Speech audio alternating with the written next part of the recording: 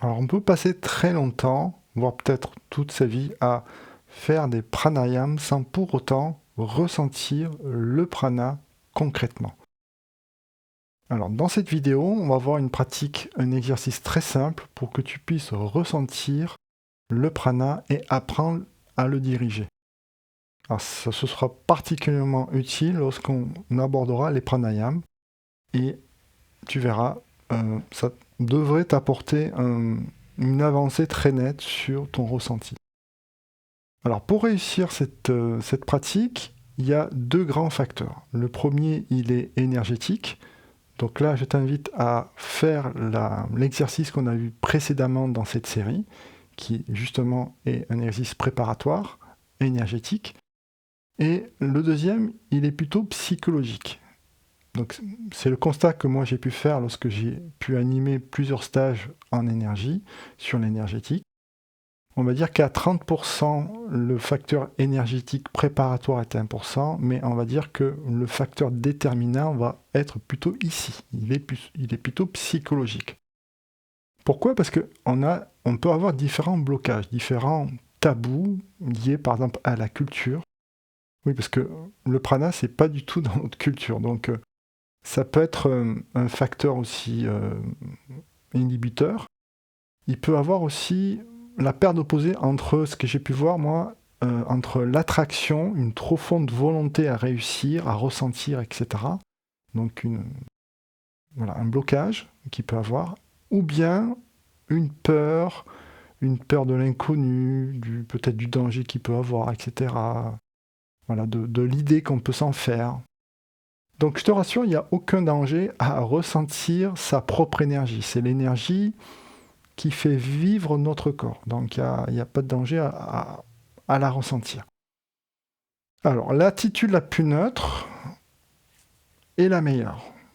C'est-à-dire ne pas attendre un résultat, ne pas vouloir quelque chose en particulier. Mais simplement, l'attitude la plus juste serait d'être curieux de ça, du phénomène, et de laisser faire les choses.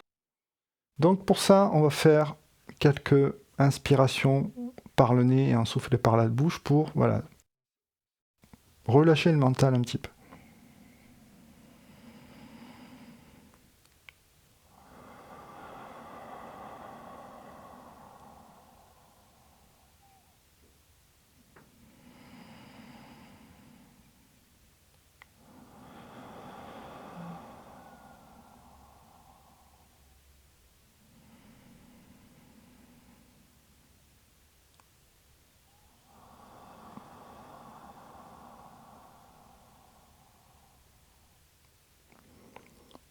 Voilà. Et on va avoir simplement l'intention de mobiliser l'énergie au creux des mains. On va faire quelques frictions des mains en voulant simplement mobiliser l'énergie. Et lorsque les mains commencent à chauffer, on relâche. On relâche et on porte notre attention sur le paume des mains et ce qui se passe entre les paumes des mains.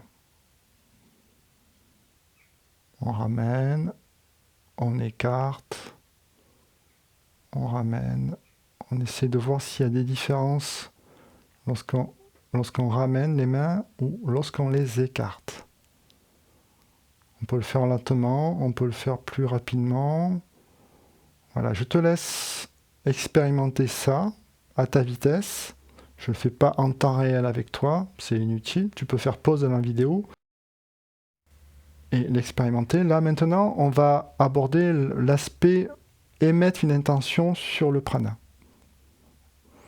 Donc pour ce faire, là on va avoir l'intention de renforcer le prana entre les mains. C'est-à-dire que on va avoir deux intentions. La première, en écartant les mains, je fais venir le prana et sur l'expire, je densifie le prana. D'accord? Et on fait tout ça, toute la respiration par le nez. Inspire par le nez, expire par le nez. On va faire une série de 3. Et au total, je te conseille de ne pas faire plus que 3 séries de 3, donc 9 respirations, pas plus. Il ne faut rien forcer dans cet exercice. Voilà, si tu réussis pas ou si c'est pas concluant, tu le referas simplement une autre fois. Mais ne force rien, c'est pas la peine. Donc on va faire 3 respirations. J'en profite pour te dire que la position du corps est importante. Il faut avoir une position stable. Là aussi, il y a une vidéo qui pourra t'aider dans cette série. Donc c'est parti.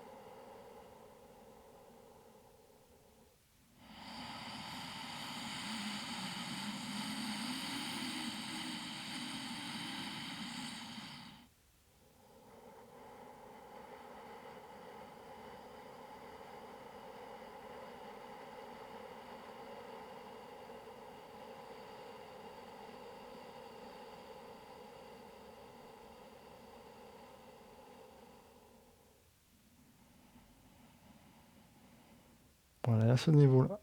Quand tu arrives là, tu essaies de voir si... Qu'est-ce qui se passe en fait? Toujours entre tes mains.